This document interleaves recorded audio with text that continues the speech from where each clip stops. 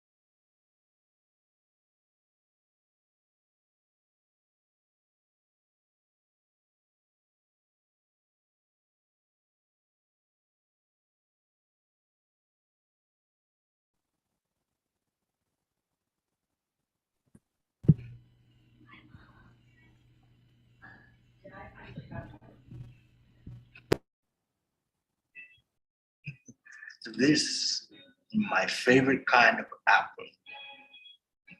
Friendship will be rewarded with friendship. Of course.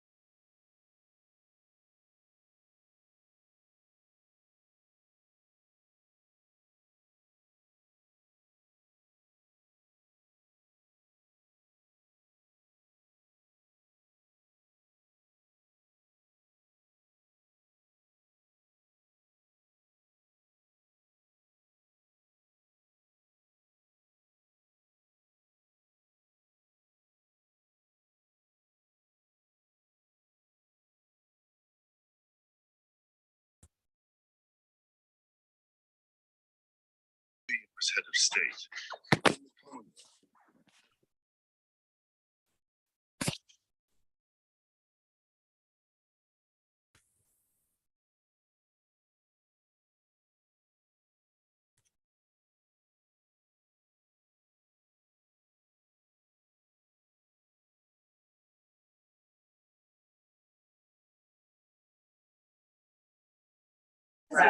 Okay, yeah, so you don't want Dollar General. I left, I went to that I've never been to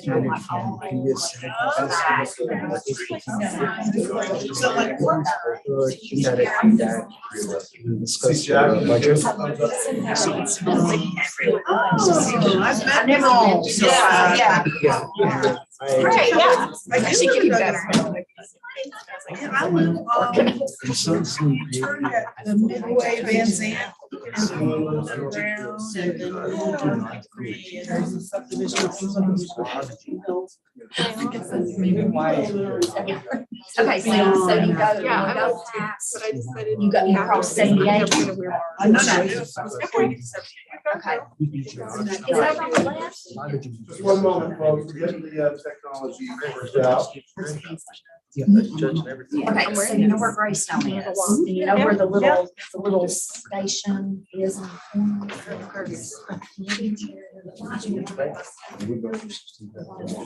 Yes. Oh, okay. Thank you.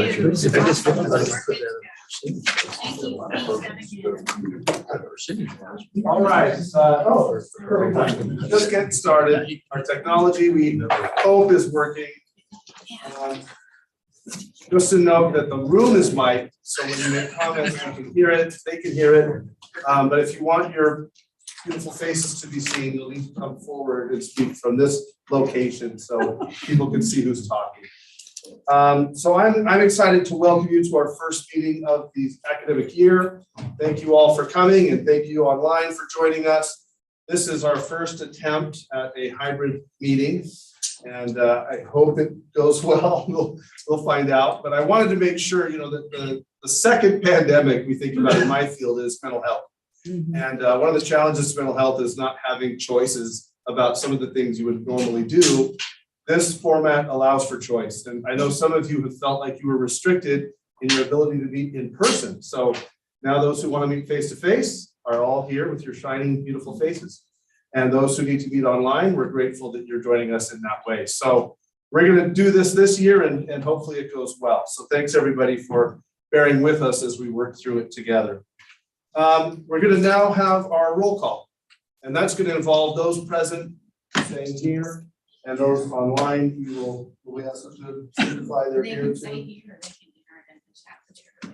Okay, so I'll turn the time over to Laura. Will you do it? Yes.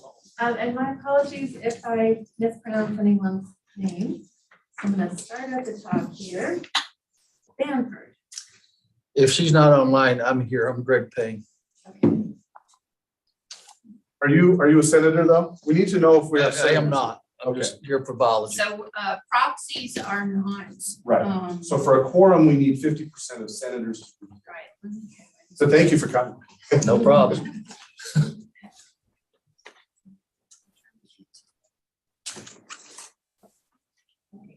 All right.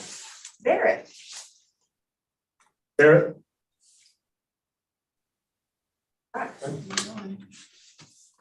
Brandenburg. Here. Harmonica.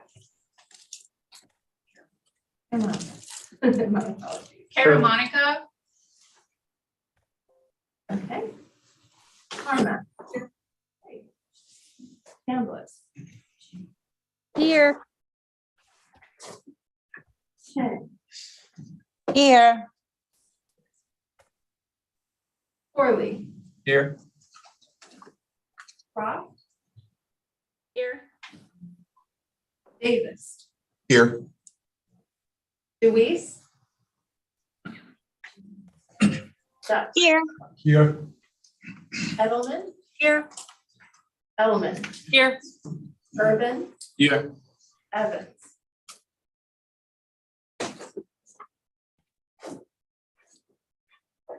Ball. Here. Rafi.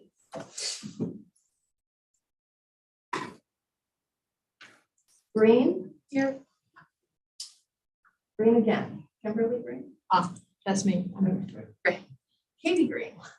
I am serving as Katie Green's replacement. She changed departments, so Jennifer Allen finishing her term. Okay, thank you for letting me know. Hadley. Here. He's on Zoom. Kester.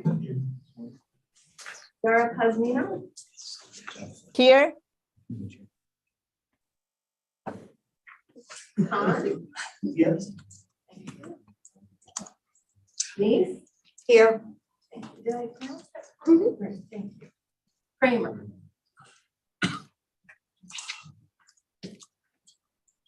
Here. Lee. Gavin. Here. Lee. Someone.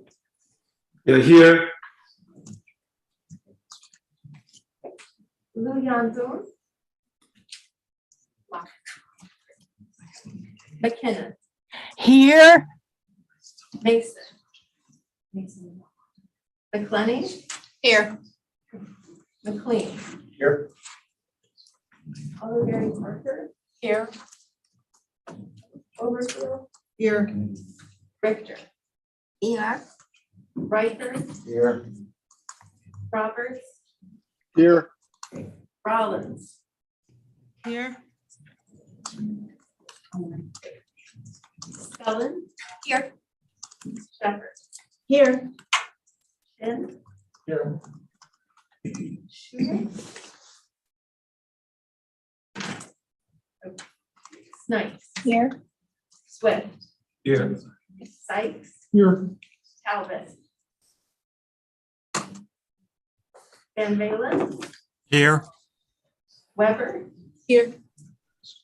Way, Here. Welch, Here. Williams, Here. Wofford, Here.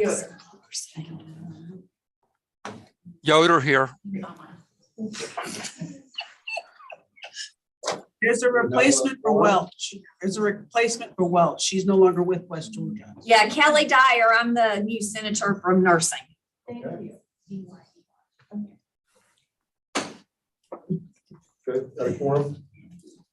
That was fun, especially when you guys maybe on Zoom don't realize your faces show up in like Mount Rushmore size, and I instinctively want to wave to you, and so, hi, James. That worked okay. All right, let's, let me see the agenda real quick. Because mine just went black. Let's read. We're getting there, folks. I think our next order of business, the minutes have already been approved, so we don't need to approve minutes from our last meeting. So we will have administrative reports, and I'll start with President Couch. Sure. Yeah. Thank you, sir. You bet. And welcome, everyone. This is the first in-person faculty senate meeting I've had since coming to West Georgia, so I couldn't be more pleased to have people see how tall each other are. So I just came back from Atlanta, literally when I walked in the room, from the Chancellor's investiture by the governor and the chair of the Board of Regents this morning. And I figured that's where I would start. I'm not sure everybody here sat and watched those speeches this morning, so I figured I'd give you the highlights because that was probably Chancellor Perdue's first policy speech and gave insight that we've been getting good indicators for. I've shared those with you since he took office. But this morning we heard it in a much more direct way that is already linking to so many of the initiatives that he has taken. I'll do it in 3 words. First is career. He talks a lot about the connection between education, postgraduate outcomes, and he talks about it in terms of career. Now, every member of the Board of Regents does the same thing, but I think it's really important for us to note that it links to my 3rd word, which is data. So a couple of weeks ago, the board released a new website. All of you have probably seen it. It's a Georgia Degrees a data site that really shows salary data for a certain number of years projected out by university and by degree program inside of that university. Carl Vinson at the University of Georgia has helped us put that together. I say us, I mean us as a USG. We were not involved directly.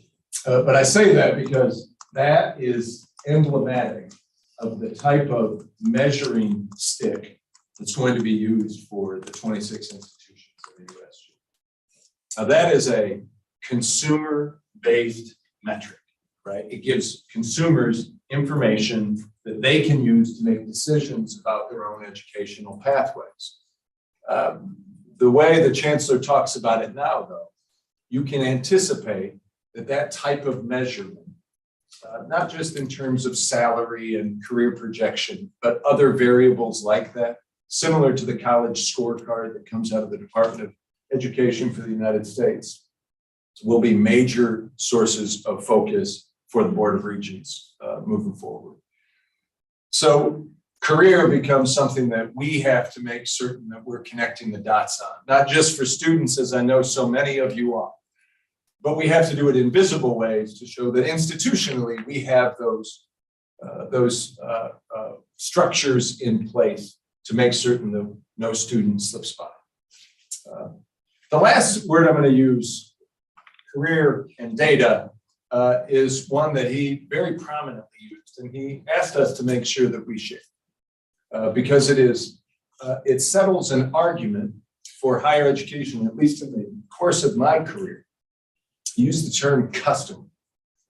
And he said very clearly, students are customers and we will treat them that way.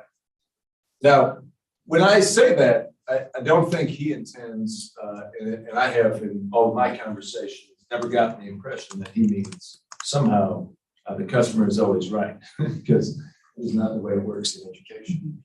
In fact, it's the exact opposite. But what he does mean is the needs and expectations of students are going to be the thing that drives the design of our institutions, whether that has been the case or not. Now, I share all of this with you hot off the press, not because I think everybody in this room or on this Senate or at this university gets excited about each of those things. But it is important that we understand that is the way decisions are going to be made. Because yesterday, is it 251 programs were terminated across the USG by the Board of Regents. And those three words that I just shared are going to be the thing that determine what is successful for us moving forward. We have to find metrics that matter from the perspective of stakeholders outside of the university. We have many of those in place across this institution already, but know that the underpinnings for the philosophy that's going to drive work for the foreseeable future are going to be rooted in those three things. With that, I will move on. You're going to forgive me. I was planning on being here for the entire Faculty Senate meeting and making certain that we try to make that a habit so that both Dr. Preston and myself can linger afterwards in case anybody wants to chat. But despite the fact that I just got back from Atlanta, I have to turn around and go back to Atlanta for other Board of Regents activities this afternoon, this evening. So you're going to forgive me if I step out a little early today. I'll share with you a couple of other things. One, we are formally moving forward, and we were celebrated in the Board of Regents meeting yesterday for our engagement with the National Institute of Student Success at Georgia State University.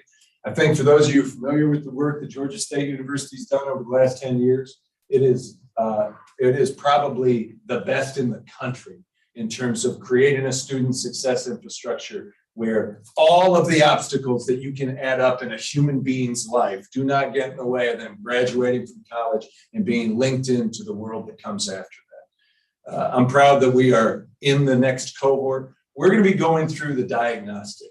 So the diagnostic is going to last about 4 months. Dr. Jill Drake and Dr. Karen Owen are going to be leading us and leading the team through that. I will tell you that as we talk to Dr. Rennick, who directs that center, and has been involved in that work since the beginning. And I think that's a really key point. He was the one who went to Mark Becker 10 years ago and said, let's not go selective. Let's go in this direction and try to be a university of the many and not the few and make everybody wildly successful. He's still there doing that work, and now he's sharing it with the rest of the world. And we are one of the first institutions in line. Knowing what the outcomes of their work have been, I'll tell you what the end game will be. It's about learning analytics. So I want you to imagine as a faculty member actually receiving data that we don't even kind of gather and aggregate as a university, but receiving it and being able to use it all of the time. Being able to see the life cycle of a student on a daily basis, on a weekly basis, on a monthly basis.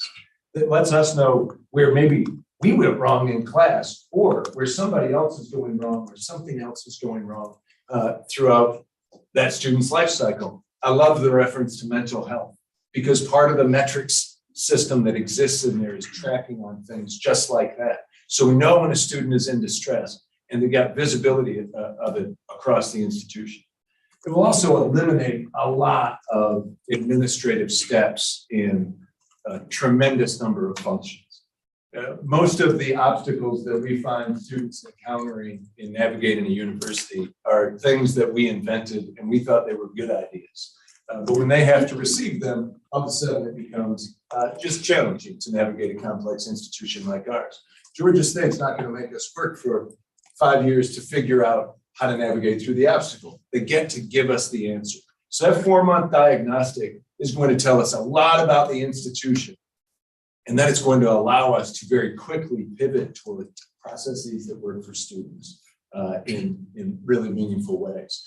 I'm going to stay very close to that engagement. I know the provost is, many others will. Well, Dr. Drake and Dr. Owen are leading us through, and we're going to continue to share out that information as we learn. Because quite frankly, if we know a better way, then we should be running toward a better way. Last part I will mention is yesterday, the board also made a decision about testing. I will tell you, for the comprehensive sector in the state of Georgia and beyond the state of Georgia, because regional comprehensive universities across the country are just getting beaten up in terms of enrollment. That testing decision is a really important one for us. There's anecdotal evidence, and I wouldn't even mention it if it was this far off of absolutely confirmed. We have sister universities in states not too far from us that have hired extra people to process applications from Georgia because they were totally test optional. And for some reason, we're dealing with a generation of students who, taking the ACT or SAT is just not in their interest. Vice President Stranich is finding a wide variety of ways to go and meet that need, change how we do business so that we can mitigate the bleeding, especially in our undergraduate enrollment, because we still have organic growth on graduate. But yesterday, the board decided to extend what we went into this year, which is a waiver. So if you have a 3.2 or above, the SAT or ACT is going to be test optional for the University of West Georgia, for Georgia College, for Georgia Southern, Valdosta, and Kennesaw State. If you have a 3.0 or above, and you want to go to a state college or university, you get substantially more access. So I share all of that with you because that's going to very much affect our ability to go out and build classes for next year and the year beyond that. Now, that is a waiver. That is not a policy decision by the board. So we're going to have to go and revisit this question in a year. I wish they would have made a policy decision so that we could be a little easier to navigate. But know that we are in a much better position this year to build a class for next year than we have been in the last two. We have a pipeline that's bigger than it has ever been. And the application data and inquiry data is more robust than we have seen in years. And that is all very intentional. Vice President Stranich and all of her team has done a really exceptional job in trying to turn an enrollment operation that was really focused on seniors in high school to a much deeper draw into high school, really getting into 8th grade and freshman, sophomore, junior, and the like.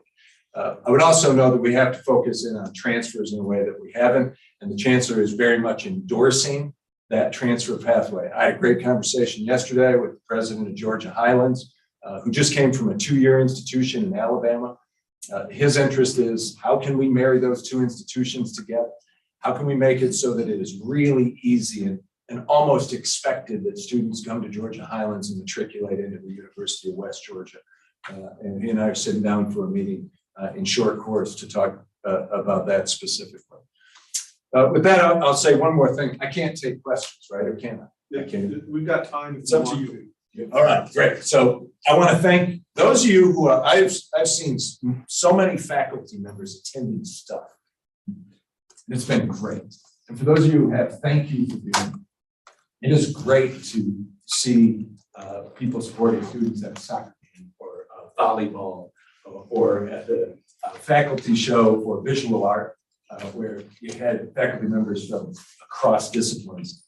That was great. That matters to students. It matters to the environment of the university most. I mean, it just creates a robustness and an energy that is really fantastic. So for those of you who have very intentionally taken up your time, especially in the evenings, to do that, thank you for that.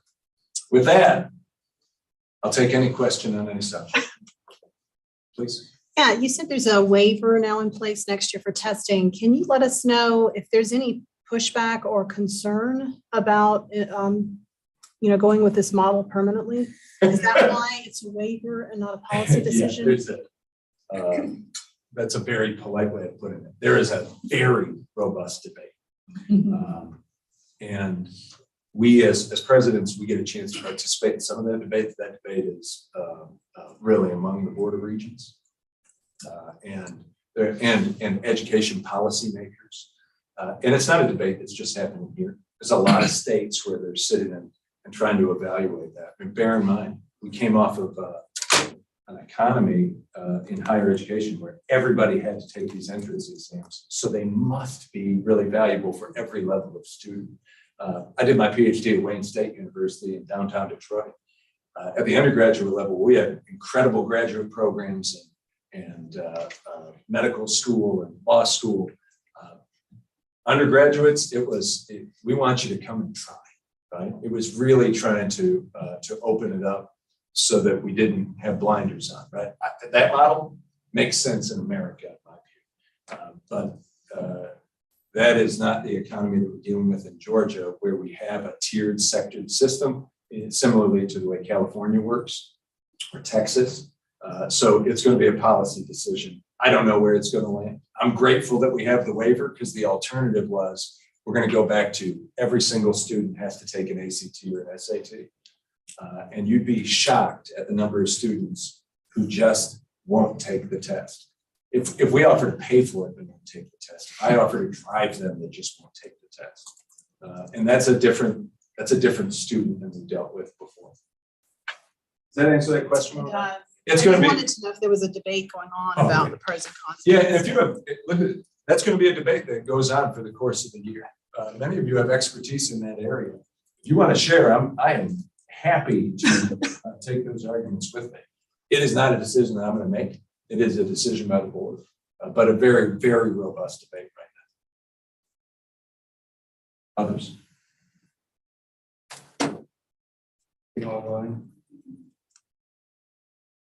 Fantastic. Thank you all so much. Thank you. Thank you.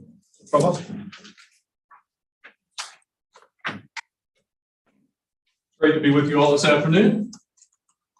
Know that I've got a couple of items to follow on the president's comment, and I want to give a shout out to a lot of folks that are doing some great work across academic affairs. But I want to start with something that occurred last week. We participated in the Carroll County Workforce Development Summit, and this is in partnership with the SBDC here at UWG. And I want to give you a context of where we are as an institution in our region. Data from that group shares that in the next 2 years, there will be 1,000 jobs created in Carroll County. And across the next 9 years, another 7,000 jobs created.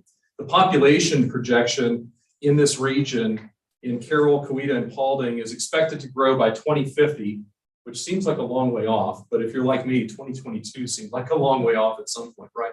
But by 2050, we're going to see a population growth in these counties by 23, 44, and 66% across the next 28 years. And I share that with you to say that West Georgia is very well placed, not only as a comprehensive institution within the USG relative to others in the sector, but geographically, right on the doorstep of Atlanta. That's a very attractive prospect for students who want proximity to one of the largest metro and business areas in the country, but a different driving experience, a different parking experience. And coming from the USG yesterday, I can attest that the driving around campus is much nicer than it is in some of our institutions in larger metro areas. So I say that to contextualize my comments going forward, that we are in a very good place geographically. We are also in a very good place from a growth in workforce development and in population. One of the messages that came very clearly out of that group was the need for skilled workforce. And West Georgia serves as that conduit. We have companies coming to us constantly, and I know you are receiving these calls, and your chairs and your deans are also receiving these calls with companies interested in getting the best talent for their companies. And we're going to increase that. I think the QEP and the selection that was made in this past academic year positions us to really lean into that in the next decade and connect students with meaningful, experiential opportunities before they graduate and build their careers. So I want to highlight some great work going around academic affairs. If we took the time to highlight them all, then we'd be beyond my time limit.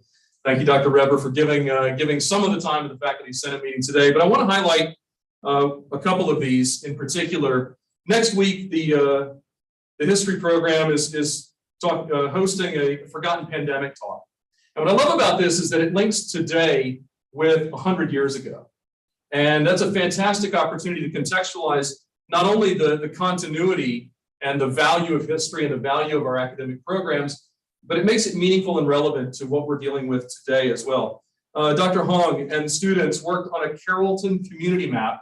This was a great project out of geography that mapped 156 different locations around Carrollton, useful for, initially it was for international students to find services, parks, restaurants, but it's useful for every single student. And this is linked in WorkWest now for new faculty, for new staff, and new students to get a sense of place, back to that placemaking goal. Great work by Dr. Hong and her students. The Nexus in Computing and the Bachelor's of Science in Computing launched this fall. That was great work by many faculty to bring that to fruition. And I'm happy to say that area has seen a 40% growth year over year in credit hour production in computing, computer science, and information systems. In the College of Education, you'll hear Dean Dishman talk about the Georgia Professional Standards Commission data shows that UWG is the largest producer of educational leadership certificates in the state, and then larger than the 5 next combined. So West Georgia is doing a fantastic job in that space. Communication, film, and media. 4-year Broadcast Advisor of the Year goes to Sean Isaacs. Great accolade and shows the work that Sean is doing with those students in Wolf Radio. School of Communication, Film, and Media is also the first in the state of Georgia to be an Audacity affiliate. So this is an industry partnership that's projecting our radio. And next week, we've got the first intercollegiate tournament for debate, followed on by hosting our collaborators out of Jamaica. So fantastic work there. If you haven't connected to the work that School of Communication, Film, and Media is doing in creating digital content for ourselves, I encourage you to talk with your chair and your dean about this. We have as a customer ourselves, the goal of producing 150 different pieces of content in the upcoming year, highlighting our academic programs, highlighting events, highlighting the great work of our faculty and students and staff.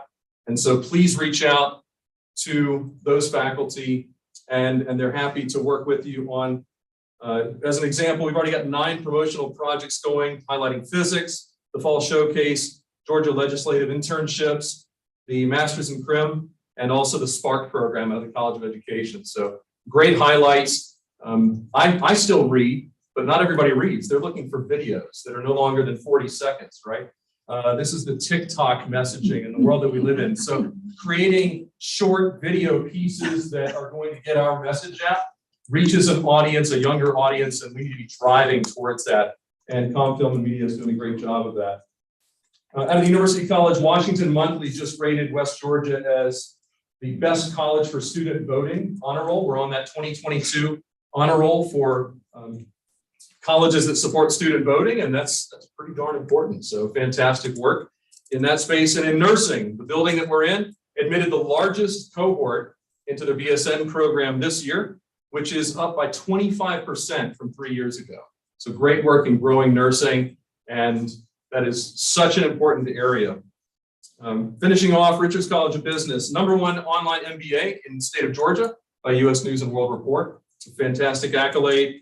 I know that we've got part of their work on the agenda today and 2 more master's degrees coming out of the Richards College of Business there. And they have launched a new program, this Employer of the Week. Happy to say that their first session had 29 students show up, connecting to Southeast Trans and eager to get jobs. So that speaks to that career connectedness that the chancellor and our students are looking for. West Georgia is doing great work in that respect. The last highlight I want to give is from the library. If you were on campus at 2 a.m. on Tuesday evening, or I should say Wednesday morning, then you know that the library has increased its hours where students can come in, not necessarily getting access to a research librarian or to check out materials, but the space is open. We've heard from students that they want more access to spaces to come together, to study, to collaborate, and the library has done a fantastic job of staying open. So if you have students that are night owls, or I should say night wolves, and they want to hang out, got that? If they want a job keeping open the library and creating that access for their fellow peers, then please reach out to the library faculty and staff to connect those students to that opportunity. Looking forward, I want to talk about service excellence for a moment with you. Dr. Drake and Carrie Ziegler, Karen Owens, and I met this morning an ongoing conversation about supporting students. And as you all know, we've got some students that run into some issues, and we need to own that. Regardless of the source of the problem, we need to be a place that's supportive. And you all are doing a fantastic job of that. So let me throw out a stat for you and say, let's say we're getting this 99% right, which is certainly an A in any of our courses, right? But 99%, if we're getting 99% support and success with our students, that still leaves that 1%. And that might seem like a lot, but if you all use the Labor Day holiday this past weekend to maybe enjoy some streaming television or movies, and you got a not available, right? Your internet goes down. If your internet provider promises you 99% uptime, that's still over an hour and a half a week where it's broken. And it's always, for me at least, the hour and a half that I have to do something, right? It goes down only when I need it. And so I kind of give you that in your mind, that 1% makes a huge difference to our students. If we're getting 99% correct, that's fantastic. And we're very good at in many ways. But this year, we're looking at taking it to that 100%, getting that last bit. Makes a huge difference for those students. And as Dr. Drake can attest, we see some issues with students. If you see areas that we can improve, please reach out to your chair, your dean. Want to hear about that. And working with the National Institute for Student Success, we're going to be able to apply some best practices and really raise our standard. Two last points. I want to talk about excess capacity. And I've shared credit hour production and changes in enrollment with you all many, many times with the Faculty Senate Budget Committee. And that's been an ongoing discussion for a number of years. That continues to persist. And recently, last week and this week, I'm conveying to deans, and they should be sharing with you, my charge to them is to work very transparently, very openly across each of our academic programs, looking at excess capacity, looking where credit hour declines are occurring, where enrollment are declining, and how can we turn that around, but also how do we shift resources into areas of growth. And so look for that from your deans. If you haven't already seen it, we're talking with the Faculty Senate Budget Committee at their next meeting as well to move resources around into growing areas. At the same time that we're seeing reduced revenue from enrollment declines and wanting to turn that around as rapidly as possible, we have some things that we need to invest in. Back to the bullseye, we need to invest in the next. And part of that is investing in our faculty. And I know that historically West Georgia has coupled together the equity analysis and the Coupa data with promotion and tenure and raises that you get at these milestones. You will hear more about this soon, but I would like to create a working group to look at equity analysis independent of promotion and tenure. That we need to reward and acknowledge the success of faculty when they achieve these milestones, and that's a separate thing from meeting market and compensating people with equity relative to the Coupa midpoint. That is going to be probably a multi-year process to get to where we should be, but we need to start that as quickly as possible and be competitive in the salaries that we're compensating the great faculty that we have. I'm committed to that, and that is alongside shifting resources and enabling that by looking at excess capacity in other areas. The last thing I'd like to leave you with, I know that faculty leaves have been an issue that has come up before in Faculty Senate. I don't like that term. That is within the USG policy, because I know our faculty do not leave when they are doing this work off campus. You've heard me address this as workload adjustment. Maybe you're not teaching as much this term because you're focused on an on-site progress or project. I would like to expand that for this upcoming cycle. And I know that you all who are interested in that are going through that process right now with the deadline of that being received in the office of the provost by December 1st. I'd like to expand that beyond just research leads and include industry connection leads. Same process, but you're able to describe the project that you'd like to work on as going into a company or to a nonprofit or to an organization and collaborate with them. This helps with currency, and our faculty can go into and collaborate with, and then bring those best practices and that expertise and keeping the content as current as possible.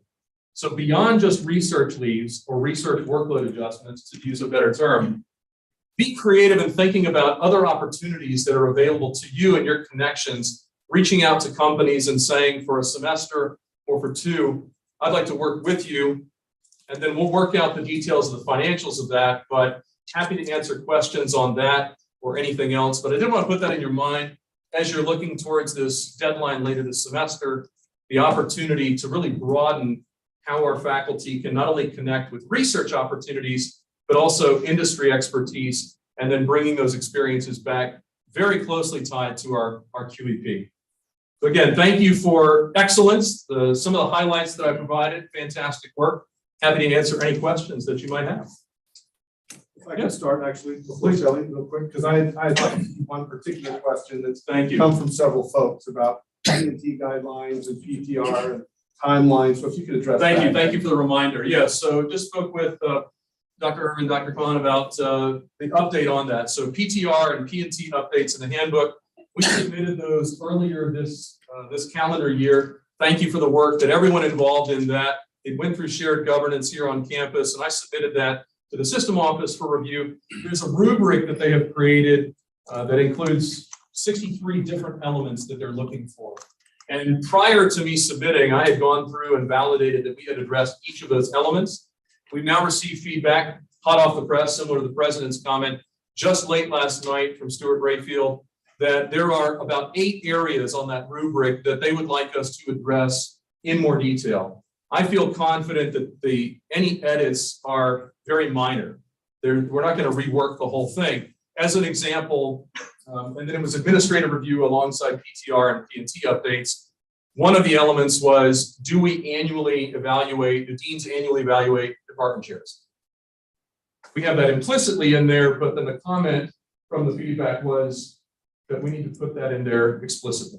So smaller things like that, I think that the working group can do this in short order, and I'm confident that we will bring that through shared governance again, and then have that for final ratification very soon. I'll also comment, coupled with that, there's the anxiety or the issue of, well, how does this impact PTR for the upcoming annual review, or P&T for the upcoming cycle?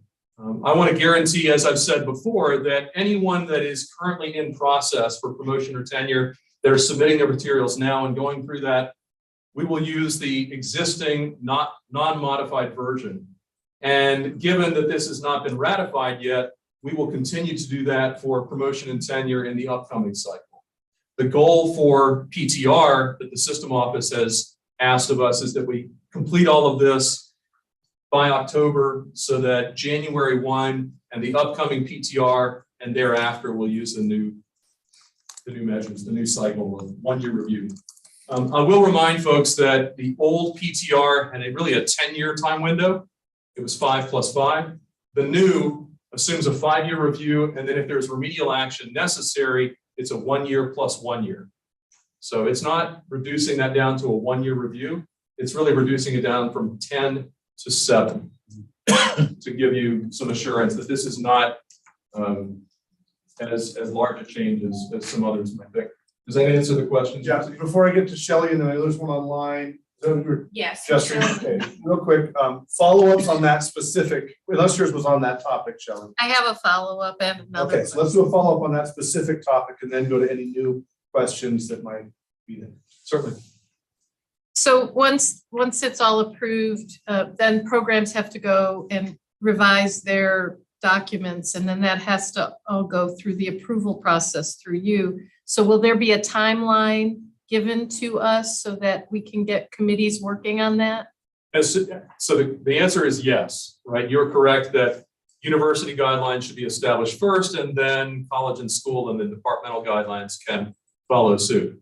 So the time frame for that will be, if we have this through shared governance and ratified this semester, spring we can use to modify, and then it would be, again, we're not going to pull the rug out from anyone. We would have people have a crossfade to comply with any updated departmental or college and school guidelines. And so your office will give us that timeline Yes. when it's. Absolutely. Great question. Is there something online? Follow-up? Yeah, follow up on that. Dr. Preston, you mentioned earlier that PTR and PNT would next year then follow those guidelines. Is that also still the case for annual reviews that cover the calendar year 2022, since those changes had not gone into effect yet, that they would still follow the old model for the coming cycle? Absolutely. So as we've said before, and I want to make it very clear to everyone here and online who might be watching this in the future, the recorded version, we will have an opportunity to crossfade this in. Anytime you change this, this is similar to a student who comes in under an academic catalog. If we were to change an academic program, we need to hold them harmless to that change. In the same way, people come in, there's a handbook, there's PNT, there's annual reviews. We need to have grace period to allow this to be absorbed. Coupled with that, though, I'll say that our faculty do great work, and the working group here did a great job articulating the student success, which is arguably the new elements that have been added, are easily grafted into the existing teaching scholarship, professional development, and service. So I expect it will be quite easy for people to demonstrate that they are enabling student success because they've been doing it heretofore. But to your specific question, absolutely, there will be a grace period in fading this in with humanity. Okay, thank you. Any follow-ups before we go to our online questions? His has been answered. Minna Oh. has her hand raised, Oh. but I think Shelley had a question before. Shelley? Thank you. I appreciate the transparency, the move for the encouragement for transparency in all of these decision-making. Does that mean too that the budget will be transparent in terms of what we're choosing to spend and what we're choosing to cut from and all of that? Will that be? Absolutely. That's been given to the deans, and so they have that specific to their areas.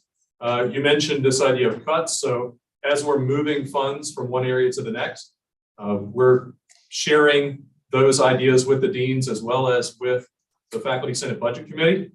So Scott McElroy and I are committed to sharing those details as well. For the entire budget? The university budget, I'll speak to academic affairs. Yeah. Vice President McElroy can speak to the other areas. Great, thank you. Okay, online? Minna? Okay, I don't know if I'm looking here or here. Dr. Preston, Is she muted or do you not Um, have volume? I heard you saying industry leave type of idea, and I think half of the I'm not business hearing. is ready to go. yeah, Was my one concern. yeah. What's going on? I'm unmuted. Does anyone have Video the is not Zoom on their muted, so I'm computer? not sure. If also bring the Zoom up on your computer so we can hear the question. It's right So the Zoom people can hear her, but we cannot hear her there. here. You can get someone on Zoom real quick. All right, hold on, I'm doing it on my phone. While we're getting that worked out, any other new questions or follow-up questions for either the provost or the president? Yes.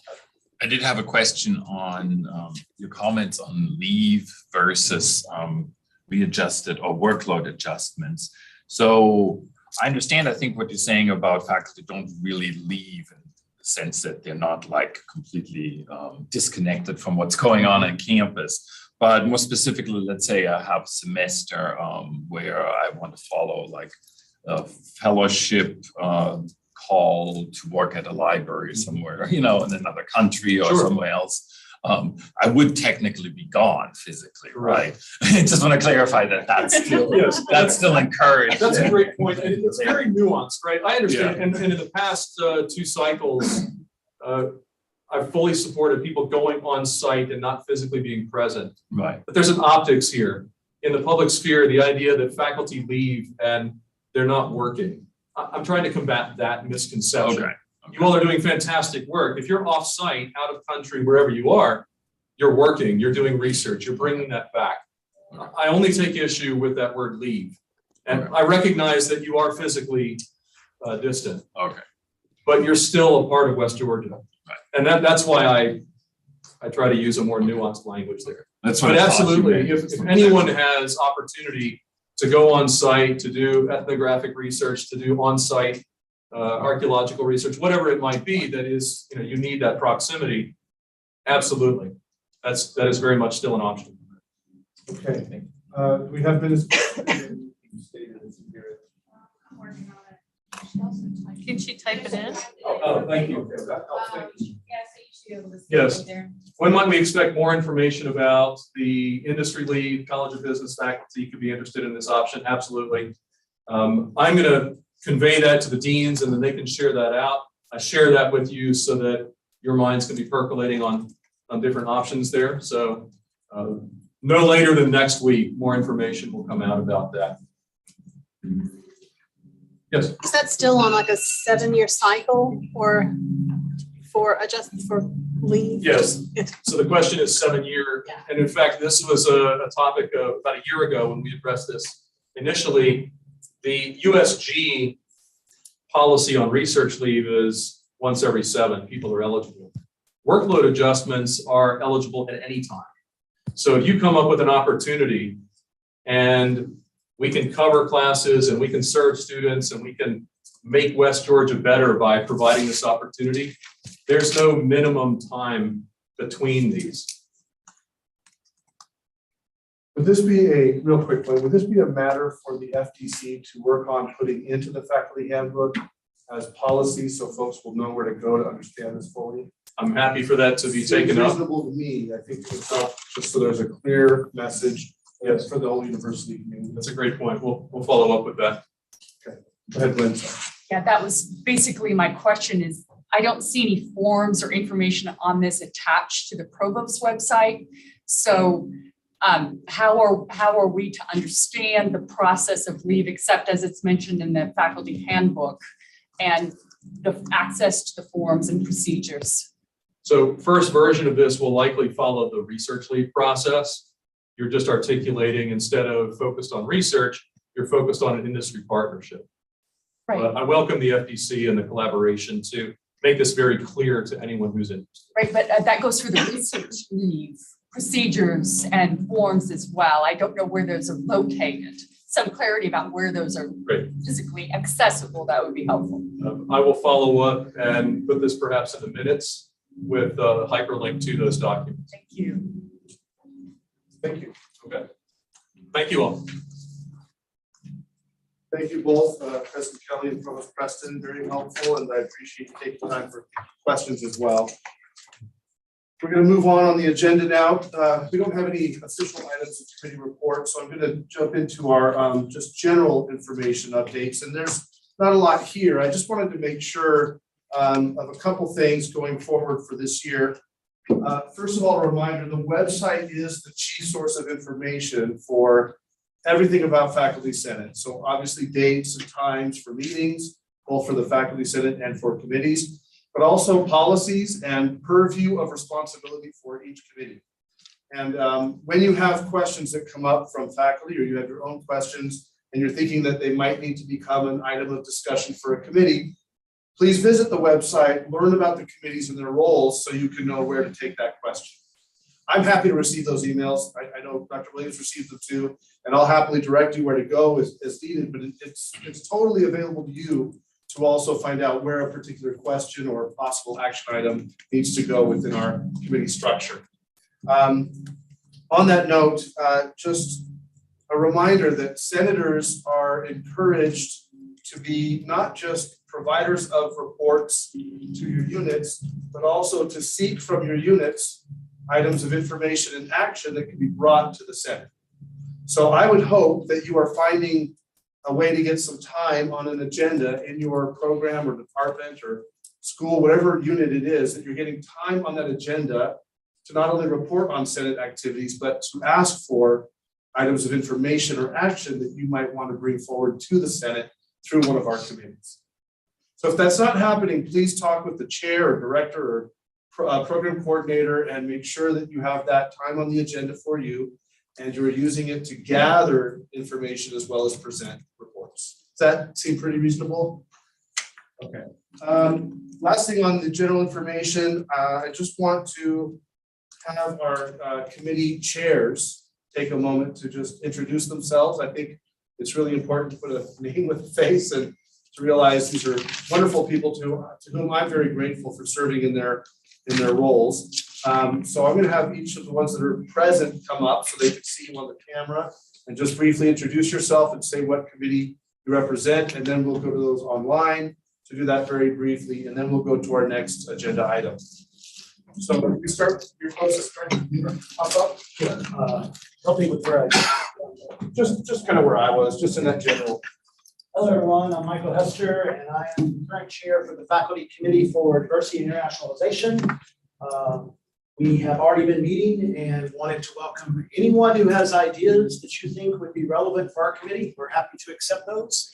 Our current work is a lot of inventory. We're trying to get a handle on who our international faculty are. So we reached out to HR about that. We're also working with the Office of Institutional Effectiveness. Elaine Harper is always a great resource to help us out with some of that information as well. But we're beginning to build sort of our agenda for the year. So if you have some thoughts or suggestions, things that you've been personally impacted by, your colleagues, we welcome that. The idea is to allow that committee to work not only directly with sort of some of it is faculty hiring processes, for example, the visa process that our international faculty go through, create an inclusive campus for them. But also, as our charge mentions, there are issues of curriculum where diversity and internationalization committee work is relevant. So anything that your unit, school, division is working on, we're happy to hear the good news and or the areas for improvement and put our work into that, making sure it works for you. So there you go. Thank you so much. Kim, you want to go next?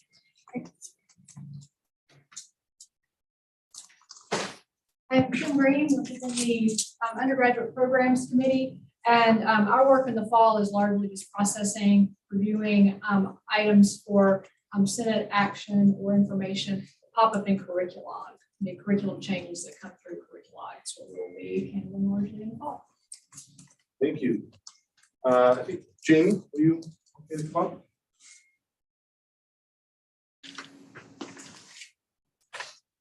Hi, I'm Jamie Brandenburg. I'm with Rules Committee. So we look a lot at policies and regulations and procedures and things like that across the university. So I'm feeling we're already currently working on stuff from last year. As you see, we're on this in here. So if you have those kind of concerns or questions, you can definitely send them my way and we'll talk about them in my committee. Thank you. Thank you. Jonathan?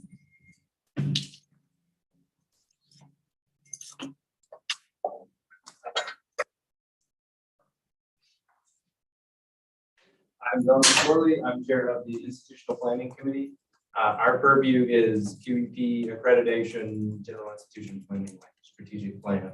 So if you have any questions or anything about that, please feel free to reach out. Thank you so much. Farouk?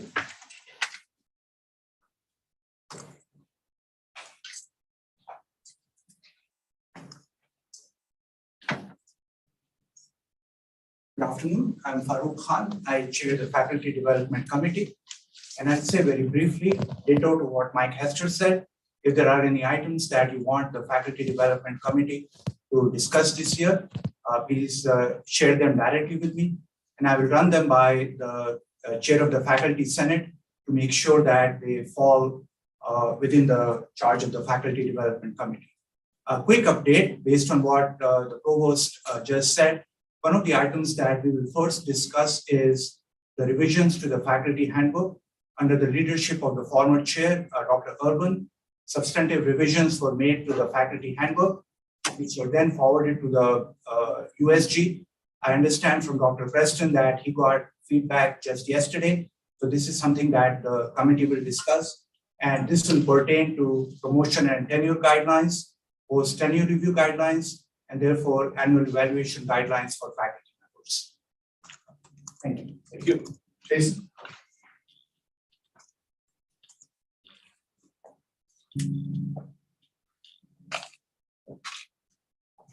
Just sat closer. Hi, I'm Jason Swift. I'm the chair of the Teaching, Learning, and Assessment Committee. So we're the group that did the revisions of the SCIs, worked on that with all of your help. So definitely reach out if you have any questions about classroom teaching, learning, assessment, technology in the classroom. We're happy to entertain it and look forward to hearing from anyone that has items. Thank you. Thank you, Jason. I don't think we're going to be able to hear from our other folks, are we, online? So maybe we can just have a wave, and I'll introduce you when you come up. Do you have a way to put up Patrick? Or tell me who you got. Can you hear me? Patrick, are you there? Can you hear me, you guys? Patrick, go ahead and. Oh, wait, I have it. Yes. Oh, okay. Sorry. Special Patrick. thanks to both our secretaries, current and former, for their help today. Greetings. Can you hear me? Okay, Patrick, we won't be able to hear you, but Patrick is the chair of the Graduate Programs Committee. So any items you have relating to the graduate school, to your own graduate program that you want to put forward for the Senate to review at some point, Patrick would be the person to contact. Thanks, Patrick. I feel like, I don't know. How about Randy? You there?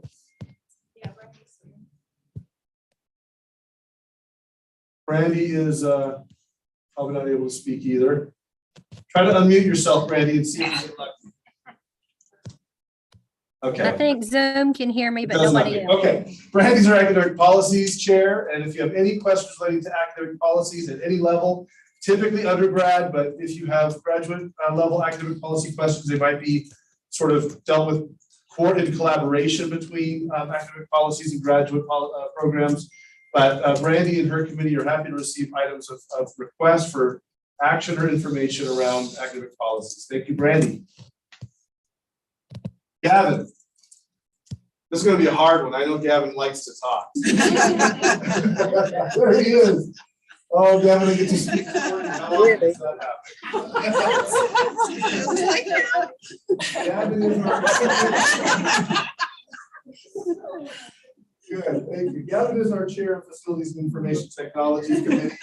And I know they're already working on a number of projects that he'll be reporting on. By the way, we're gonna have a newsletter that will come out after each Senate meeting, so he'll be able to report on that in writing, not verbally again here.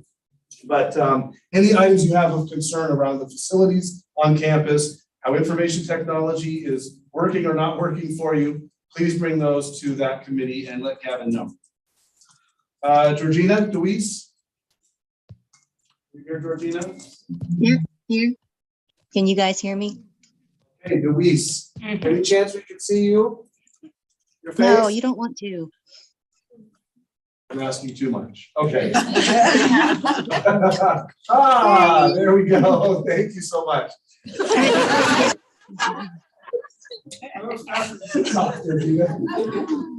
So Georgina is over student affairs and intercollegiate activities.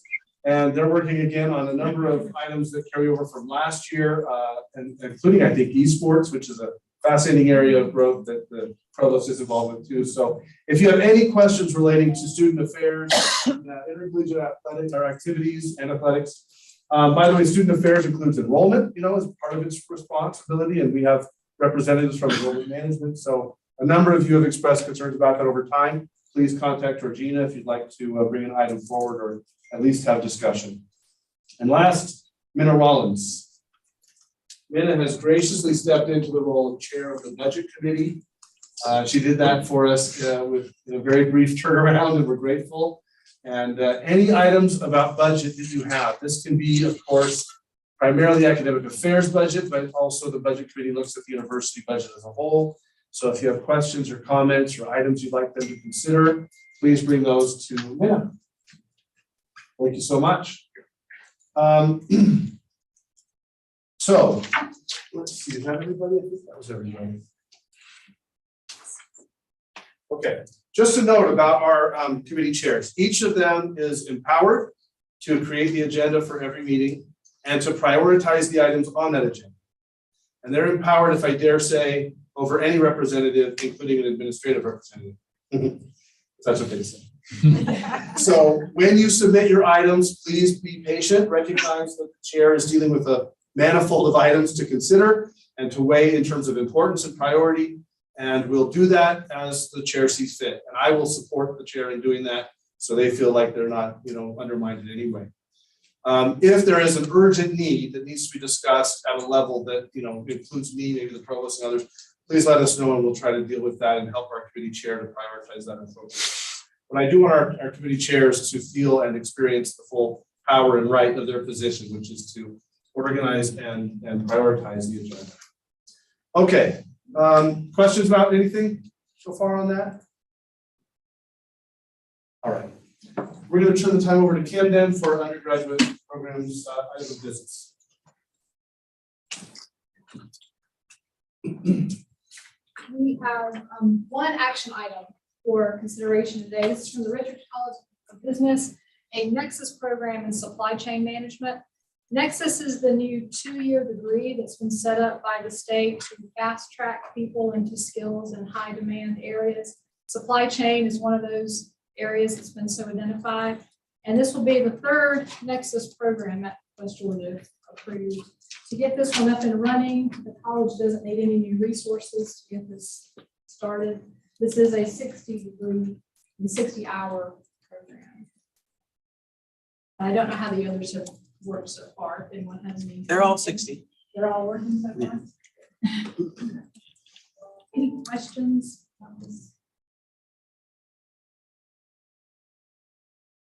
We'll check online to make sure. So as you know, when an item comes forward to the agenda for the Senate meeting, it's been already moved and seconded by the committee. So we discuss, and then I've asked Kim to go ahead and take a vote once we are finished with any discussion. Yes, I have one question. There's some people here. It says in the proposal that this would be the first Nexus program in supply chain management in the USG. I'm wondering if, what's the reason why nobody else has done this? Is it just something new, or is there some obstacle or potential barrier that they're scared of? I think the whole Nexus program is so new. Is that my understanding? It is. When did it begin? I think we've had the opportunity to create them for about 2 years now. I don't know how many we have. That's a good question. Some institutions were already approved to have associates. And so, they already had that vein of 2-year credentialing. And so the Nexus wasn't necessarily something that they needed to add to it. But, we hadn't had 2-year degrees in almost 20 years. So now we're entering this kind of honors type of fast track, associate's degree. That's a good question. Again, I think probably some of the audience already has a 2-year credentialing.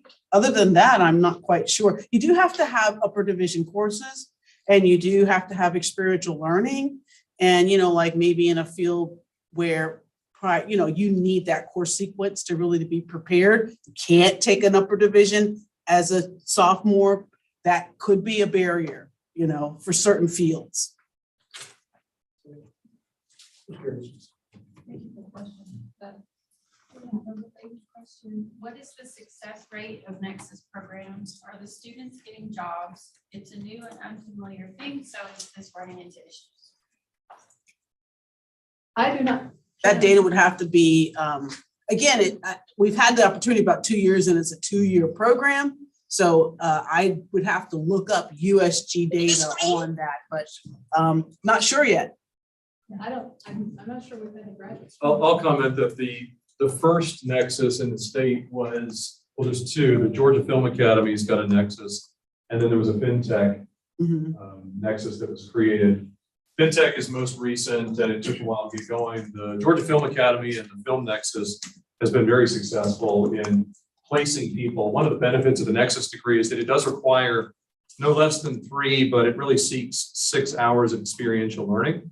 So part of this would be students working in internships and connecting. So it creates a really nice way for them to find these jobs. At Who's least that? for the Film Academy, it has been quite successful. Who's asking me? Because I can shoot them the degrees.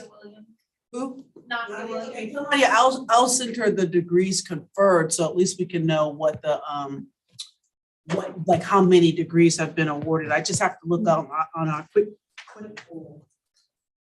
So, Brett, Mhm. I have a question. How is it different than an associate's degree?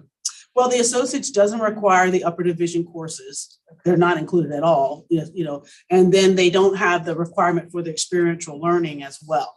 And so it's kind of the curriculum that's what's different, not the hours. I mean, what's the degree they graduate with? It is, in Georgia, it's a nexus. If Like you go to anything- Alabama and, you know, they want to know how to classify it, they're going to classify it as associate. Okay. It transfers out as an associate. Okay. Does that make sense? Yes, yes. Uh-huh. And it's created from 42 hours or 14 classes coming from areas A through F. And A through E. Mhm. And then 6 classes or 18 hours from the higher level. And experiential. Experiential, yes, which there are 3 opportunities allowed here in supply chain. One is an internship, one is a simulation class, another uses the new SAP lab to work with SAP, the enterprise resource management software that's heavily used in supply chain. Any other questions? Okay, Kim, you want to call the vote? We'll do in person by raise of hands, and we'll do online by them signifying on the chat. Okay, on the chat. Or do you have a form? I have a Oh, poll, but if okay. you want to do chat. No, that's works fine. too. Whatever's Do easy, I'm sorry, chat. whatever's easiest. Okay. Whatever you want it to do. I'm looking to the Janice head of you. Let's do the vote. We'll start with the in person. We can do that so we can keep track, and then if you could do the poll at the same time. Yeah. So this would be all in. And those on the poll, by the way, if you're not a senator, it may pop up on your screen, but do not vote, okay? It's for senators only to vote. All right, so So all in favor?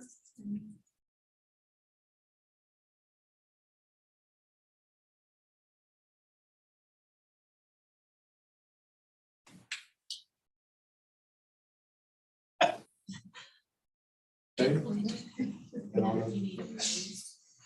Any Any opposed? Any abstentions? We have 16 approved, 1 opposed, and 2 abstentions.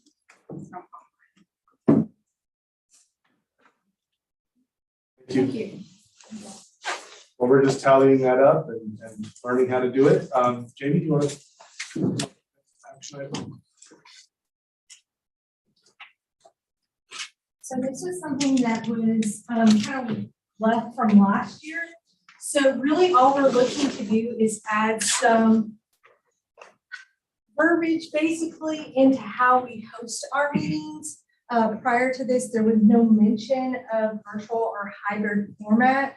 So we added just this short little information here to be more proactive in case something were to happen again like COVID, so that we understand that we can host them in what format fits us best considering the situation. So it's just meetings will be held virtually or in a hybrid format as needed. That's all we want to add, just so that option is there in case of an emergency type of situation. So, Comments, questions? any comments, questions? Try to keep it just very simple. No, nothing online. Okay, so call for a vote. Call for a vote.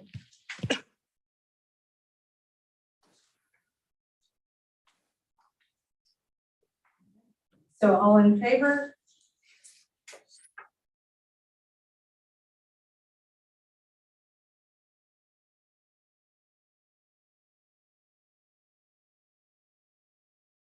Opposed? Abstention?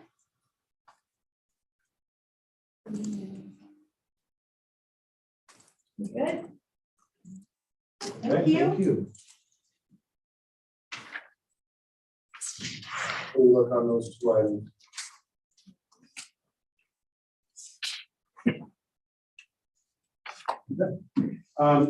I don't have any other business. We don't have any other business formally for the Senate, so we'll move to adjournment unless someone has any business to attend to address. We do have a little extra time. These meetings were designed for 2 hours. Let's enjoy the extra time and go to a meeting. My only request though is if you do have something that you'd like to discuss with one of our chairs who are present, please find them. So chairs, hang out a little longer if you don't mind.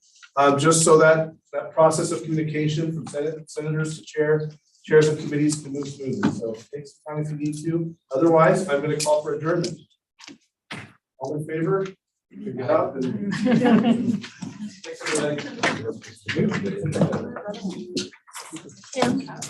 Karen graduates in person.